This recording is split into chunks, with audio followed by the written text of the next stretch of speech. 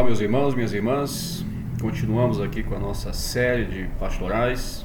Estamos olhando para as bem-aventuranças e hoje nós falamos sobre a terceira bem-aventurança, que diz que bem-aventurado é o manso, porque ele herdará a terra. Antes de vir para o entendimento dessa mansidão, eu gostaria de fazer dar um retorno ali para o início, onde a gente deveria ter fundamentado um pouco sobre essa ideia de felicidade. E como eu adiantei rapidamente, a ideia de felicidade ela está relacionada a um desejo humano, a um desejo intrínseco ao ser humano. Ninguém vive em busca da infelicidade. Nós temos algo que pulsa na nossa própria natureza, naquilo que nos faz ou nos confere uma identidade de seres humanos. Ela pulsa nessa direção de desfrutarmos felicidade como alguma coisa que está ligado ao que sentimos, a algum tipo de prazer que temos, algum estímulo para vivermos. E quando nós olhamos como é que isso foi pensado desde a antiguidade, né? Nós vamos olhar, por exemplo, no Antigo Testamento, que o sentido de felicidade está muito relacionado com o sentido de shalom, pelo menos o ideal profético, o ideal do ensinamento dos livros das Escrituras, desde o princípio, está então relacionado, especialmente quando nós vamos tendo um aspecto teológico tomando corpo, tomando forma no Antigo Testamento. Então, o shalom e felicidade estão relacionados, e esse shalom, no entendimento judaico, está muito relacionado à lei. Então, Deus dá uma lei, ou um conjunto de leis, e esse conjunto de leis estabelece relacionamento entre Deus e o seu povo. Existe um teólogo bíblico do Antigo Testamento chamado Walter Kaiser Jr., que ele diz algo bem interessante. Ele diz que Deus deu duas coisas primordiais para Israel: deu uma história e deu um conjunto de leis.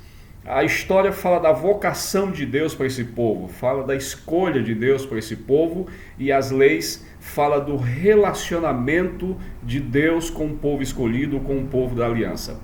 Pois bem, então Israel busca, assim como todos nós, experimentar esse desejo da vida humana, que é a felicidade.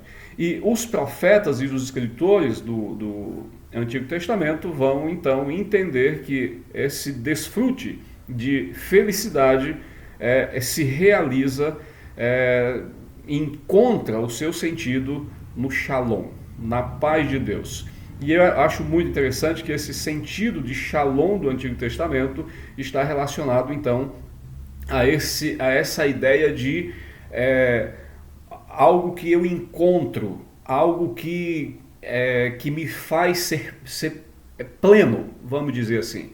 Está relacionado a um profundo contentamento espiritual. Então, isso é algo muito interior, que se manifesta na minha vida. Quando nós chegamos nos filósofos, por exemplo, Aristóteles ele pensava que a felicidade, aqui me desculpem os filósofos aí, não é a minha ideia de apresentar conceitos muito aprofundados sobre isso, mas apenas rapidamente dizer que Aristóteles ele pensava que a felicidade é o fim último. Nós vivemos para isso, está lá no fim das nossas motivações, da razão de vivermos. Então, só que Aristóteles associa essa felicidade com viver ético, com virtudes. Já Platão ele vai dizer que a felicidade está em nós descobrirmos o bem.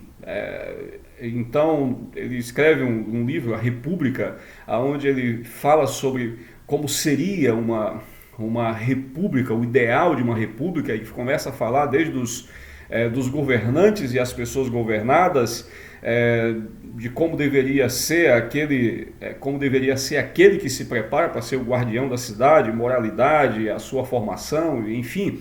Então, Platão vai colocar essa ideia da felicidade como o bem supremo, e esse bem supremo está em nós conhecermos, né? Conhecermos o bem. E no que conhecemos o bem, persegui-lo como prática ética também.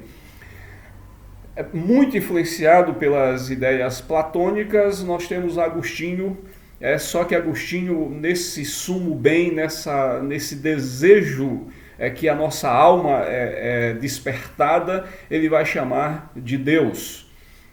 Então, Deus é aquilo que a nossa alma busca, e ele e ele menciona isso, utiliza um termo como apossar-se de Deus, como aquilo que talvez Platão chamaria de apossar-se plenamente do conhecimento do bem, né?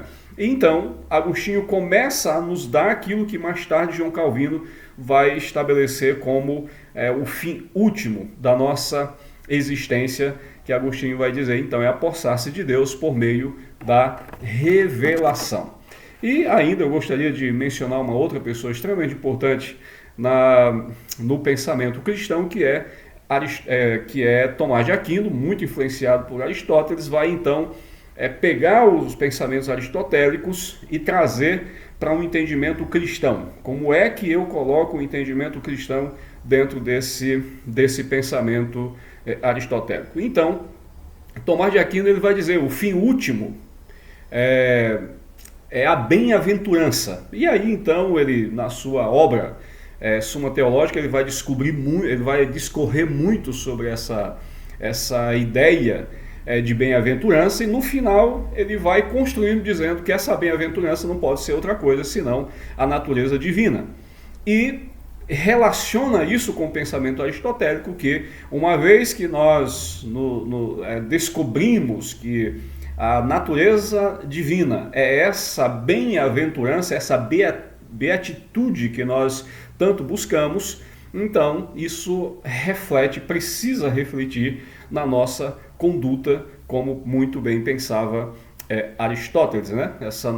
Esse nosso viver ético. Então, Tomás de Aquino acaba também trazendo aprofundando isso, colocando isso para Deus, no entanto, relacionando isso com o nosso viver ético. E então, João Calvino, ao longo da sua vida, dos seus escritos, ele vai trabalhar com esta pergunta, que mais tarde estará no Catecismo de Westminster: para que existimos? Qual é o fim supremo do homem?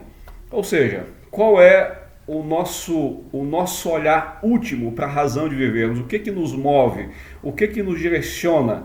Então ele vai dizer que é a glória de Deus. Então, por que existimos? Para que existimos? Então nós existimos para glorificarmos a Deus e gozá-lo para sempre. Esta é a causa de existirmos. Essa é a maior felicidade. Claro, isso não nega que as práticas e a vivência ética estão relacionadas a isto. Mas para que vivemos? Para que existimos? Existimos para a glória de Deus. Para o vídeo não ficar muito longo, então eu vou parar por aqui e retorno para nós conversarmos sobre bem-aventurado os mansos, ok? Desejo que Deus te abençoe e que a gente possa ir construindo um pensamento bíblico a respeito para que existimos.